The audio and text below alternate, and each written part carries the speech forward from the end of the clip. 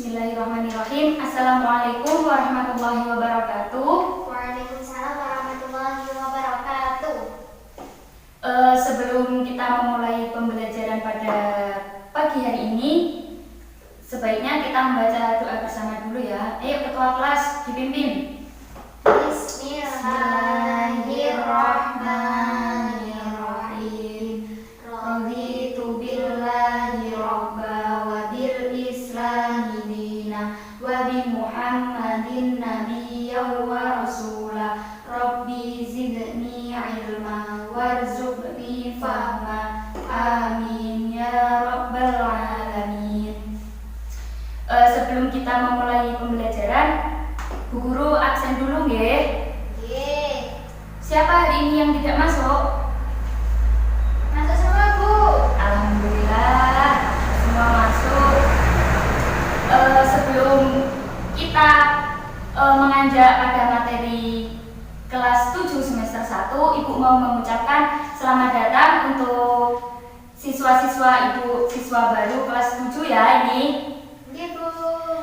Ada yang masih ingat nggak kemarin pada kelas 6 kalian itu terakhir materinya apa? Tentang apa? Yo, yang tahu siapa? Yo, angkat tangan ya. Saya, Bu. Ya, tentang apa? Berakhlak terhadap lingkungan. Ya, pinter sekali ya. Materi pada kelas 6 kemarin kalian itu terakhir tentang berakhlak terhadap. Lingkungan. Ada yang tahu nggak hari ini tentang apa materinya? Bab 1. Nggak tahu, Bu. Oh, belum tahu ya. Yaitu tentang pengertian akidah Islam. Pengertian akidah Islam ya. Langsung saja Ibu jelaskan ya pengertian akidah Islam. Yang pertama yaitu pengertian pembahasan kita yang pertama yaitu pengertian akidah apa? Islam. Iya, benar. Nah, pengertian akidah Islam. Nah, pengertian akidah Islam ini secara bahasa berasal dari kata aqadah, yaqidu, yang atau aqidatun, yang berarti ikatan atau perjanjian. Nah, ada juga para ulama itu memberi pengertian akidah sebagai berikut, yaitu aqada alaihil qalbu wad dhamir. Artinya sesuatu yang terkait kepadanya hati dan hati nurani. Nah, di sini yang dimaksud akidah itu adalah janji atau keyakinan kepada Allah Subhanahu wa taala. Sedangkan menurut istilah, akidah adalah suatu pokok atau dasar keyakinan yang harus dipegang oleh orang yang mempercayainya. Ya, benar. Nah, maka akidah Islam itu atau al-akidah, akidah Islam atau al-akidah itu bisa diartikan sebagai pokok-pokok kepercayaan yang harus kita yakini dan kebenaran oleh setiap orang yang beragama Islam atau biasa kita sebut dengan Muslim. Nah, selanjutnya yang kedua, ini yang A ya, pembahasan pertama. Yang kedua tentang dasar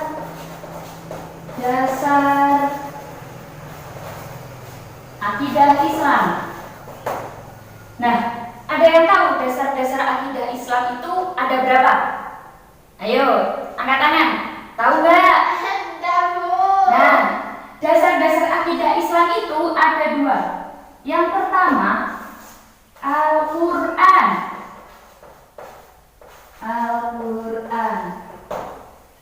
Nah,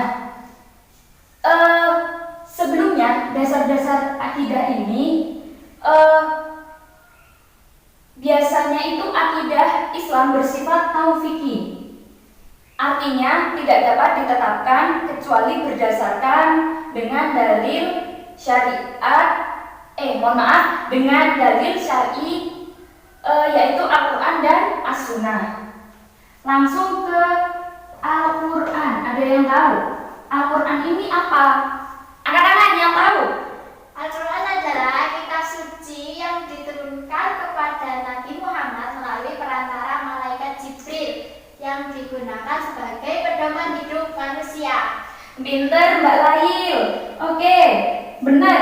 Yang dikatakan Mbak Lail itu benar. Al-Quran adalah firman Allah Subhanahu wa Ta'ala yang diwahyukan kepada Nabi Muhammad SAW dengan perantara malaikat Jibril. Melalui Al-Quran inilah Allah Subhanahu wa Ta'ala menuangkan firman-firman-Nya tentang kebenaran dengan konsep akidah yang benar. Harus diyakini dan dijalani pastinya. Nah, di dalam Al-Quran itu juga ada banyak ya ayat-ayat yang menjelaskan tentang tauhid. Ibu kasih contoh satu ya, yang menjelaskan ayat yang menjelaskan tentang tauhid. Ada yang tahu? Surat Al-Ikhlas. Iya, katakan. Monggo, Mbak Lail. Bismillahirrahmanirrahim. Qul huwallahu ahad, Allahus samad, lam yalid wa lam yulad wa lam yakul lahu kufuwan ahad. Tepuk tangan dulu untuk Mbak Lail. Oke, benar sekali yang dilafalkan oleh Mbak Lail. Ayo, itu qul huwallahu ahad, Allahus samad, lam yalid wa lam yulad wa lam yakul lahu kufuwan ahad. Artinya, ada yang tahu nggak?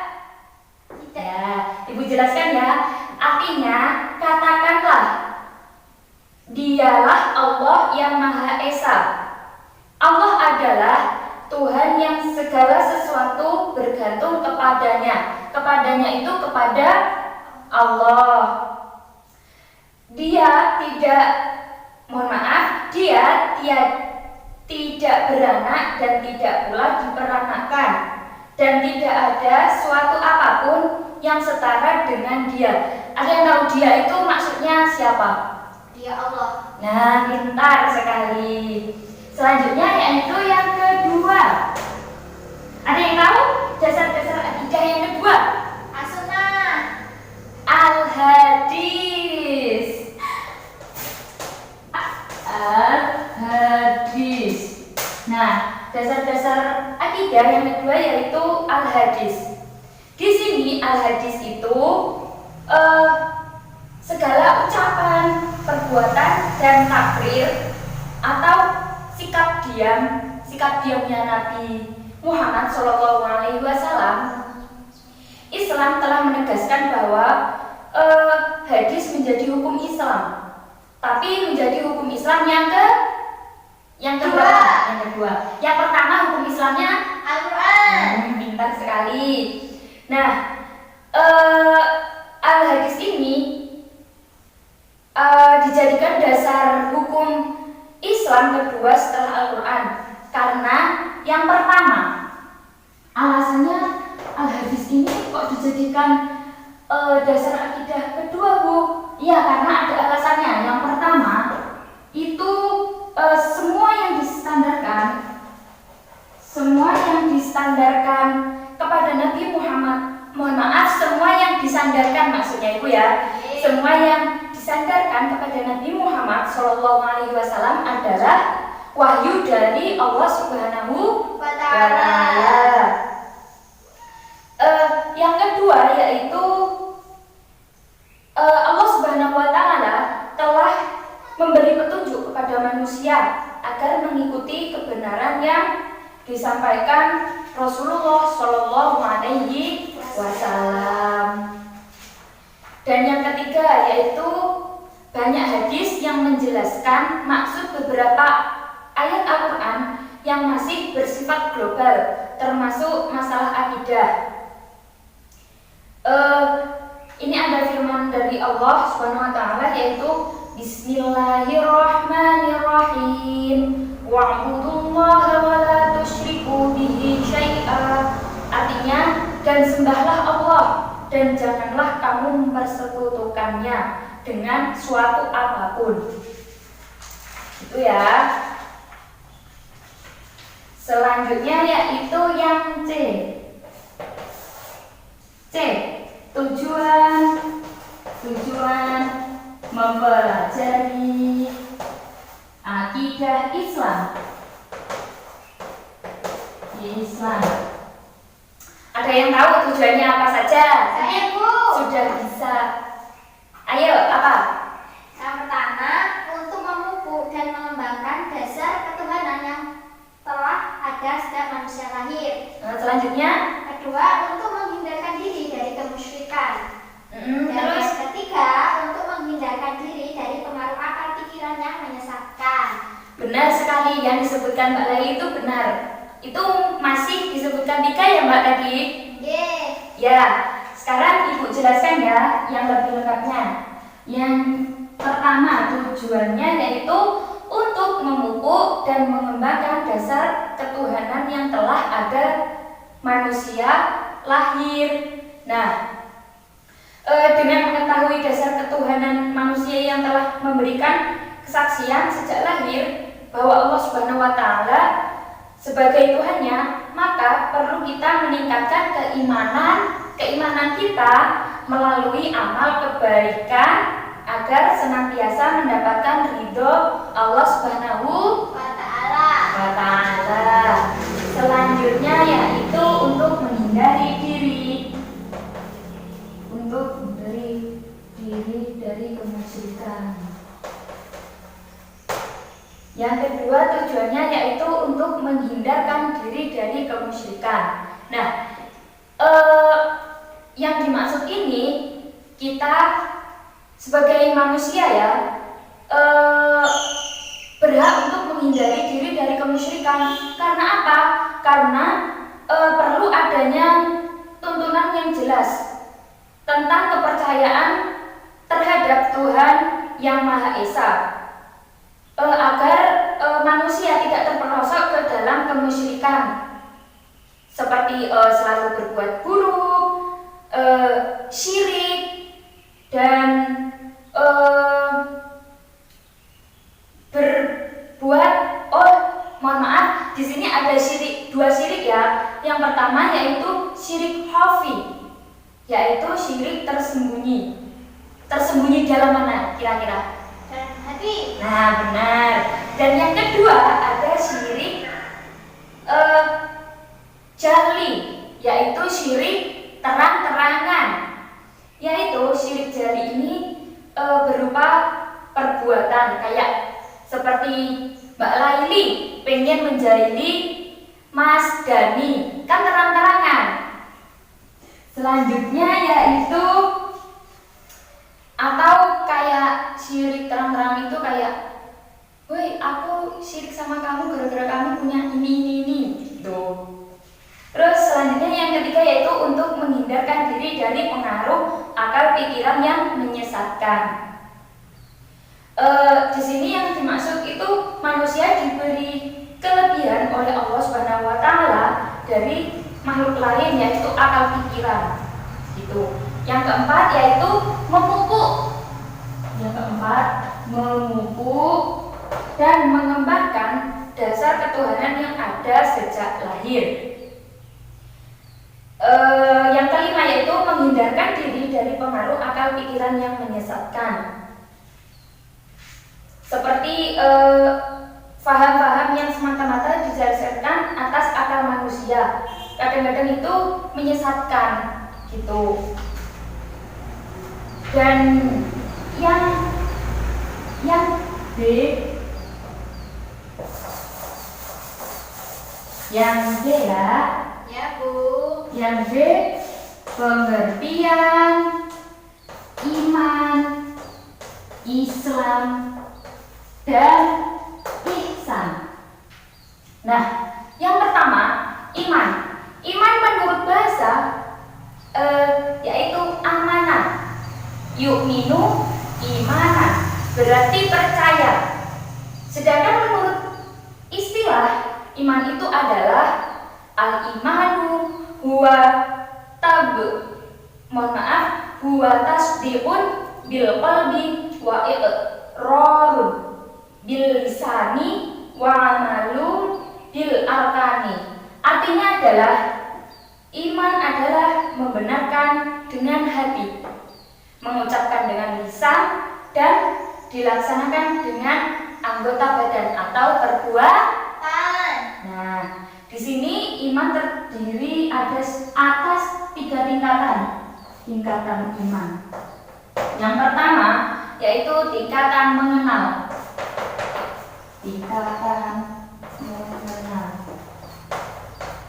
Nah, tingkatan mengenal ini yaitu seseorang baru mengenal suatu yang diimani. Yang kedua yaitu tingkatan kesadaran. Artinya tingkatan kesadaran ini yaitu iman seseorang sudah lebih tinggi karena sesuatu yang diimani didasari oleh alasan tertentu. Yang ketiga yaitu tingkatan hakul yakin.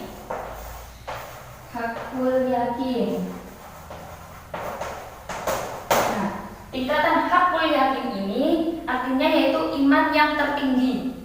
Seseorang mengimani sesuatu tidak hanya mengetahui dengan alasan tertutup, tapi diikuti dengan ketaatan dan berserah diri kepada Allah Subhanahu wa Ta'ala. Tadi tentang ihsan, sekarang tentang Islam. Yang kedua yaitu Islam. Nah, Islam secara bahasa itu tentang aslama yaslimu islaman. Itu artinya tunduk, patuh, menyerah diri dan selamat. Sedangkan menurut istilah, Islam ialah agama yang mengajarkan agar manusia tunduk, patuh dan berserah diri sepenuhnya kepada Allah Subhanahu wa Ta'ala. Selanjutnya yaitu yang ketiga ada ihsan.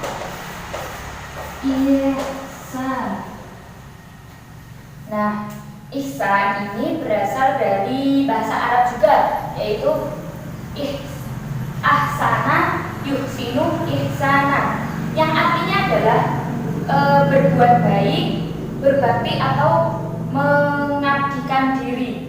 Sedangkan menurut istilah berbakti dan mengabdikan diri kepada Allah Subhanahu wa Ta'ala dengan landasan kesadaran dan keikhlasan.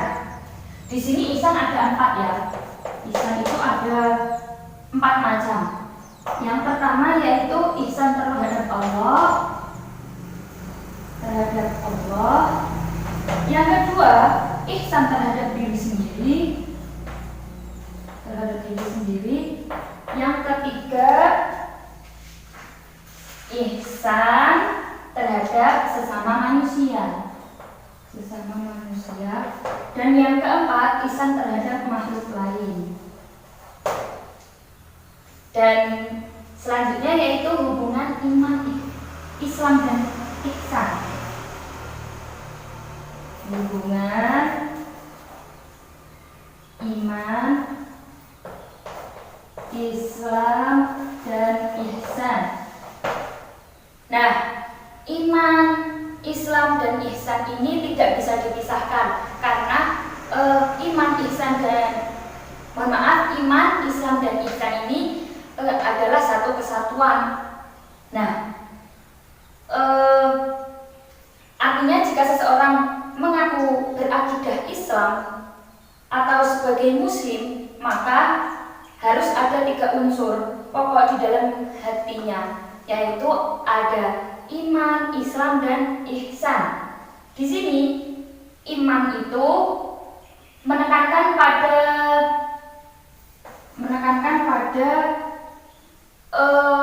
akidah dan keyakinan atau amal batin. Yang kedua yaitu Islam lebih menekankan kepada amal lahir atau tindakan yang nyata sebagai bukti bahwasanya dia itu iman. Contohnya seperti sholat kan nyata kan? Nah itu. Dan yang terakhir yaitu ihsan. Ihsan adalah perwujudan dari iman dan Islam seseorang sekaligus sebagai cerminan kadar iman dan Islam seseorang. Mungkin itu saja yang Ibu sampaikan ya. Mungkin ada yang ingin bertanya? Bertanya apa tidak? Tidak, Bu. Tidak. Ibu mau tanya lagi. Masih ingat apa enggak yang barusan dijelaskan sama Ibu ya? Tentang tentang apa? Tentang ini. Tujuan mempelajari akidah Islam itu apa saja? Tiga saja, sebutkan 3 saja. Yang pertama, untuk memupuk dan mengembangkan dasar ketuhanan yang telah ada sejak manusia lahir. Kemudian yang kedua, menghindarkan diri dari kemusyrikan. Dan yang ketiga, untuk menghindarkan diri dari pengaruh akal pikiran yang menyesatkan, Bu. Nah, satu lagi ya, Ibu mau tahu apa itu? Siapa? Angkat tangan dulu, wes. Angkat tangan dulu apa soalnya dulu? Soalnya dulu, Bu. Soalnya dulu. Siapa yang tahu tentang hubungannya iman, Islam, dan ihsan? Saya, Bu. Ya, Mbak lain. Kalau iman itu menekankan pada akidah dan keyakinan. Ya. Kalau Islam itu lebih menekankan pada amal lahir, tindakan yang nyata sebagai bukti keimanannya.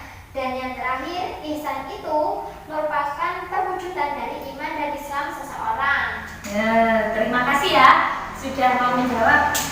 Jadi itu kesimpulannya bahwasannya mempelajari tentang akidah Islam ini kita itu agar dijadikan termasuk orang-orang yang senantiasa mendapatkan petunjuk dalam menjalankan akidah Islam secara utuh dan tanpa keraguan-raguan. Nah, memiliki keimanan yang kuat dengan cara dengan cara menampilkannya dalam bentuk menjalankan rukun Islam dengan benar dan memiliki keikhlasan yang sempurna dalam kehidupan, dan akhirnya kita akan mendapatkan kebahagiaan hidup di dunia dan akhirat dalam naungan ridhonya Allah Subhanahu wa Ta'ala. Amin Allahumma Amin. Nah, ada juga hikmah kita dalam mempelajari akidah Islam ini. Yang pertama yaitu pastinya kita memperoleh petunjuk hidup. Yang kedua, senantiasa selamat dari kepercayaan yang akan membawa kerusakan iman kita. Dan yang ketiga yaitu memperoleh ketenangan yang hakiki karena ada hubungan batin kepada Sang Pencipta. Tugas, Ibu kasih tugas ya. Ya, Bu.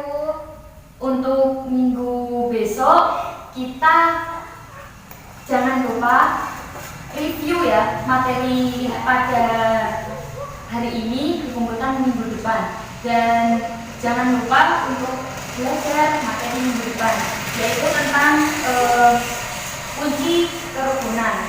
Ada yang ingin bertanya lagi? Sudah tidak, Bu. Terima kasih. Kita doa kafaratul majlis ya. Bismillahirrahmanirrahim. Subhanakallahumma wa bihamdika asyhadu an la ilaha illa anta astaghfiruka wa atubu ilaik.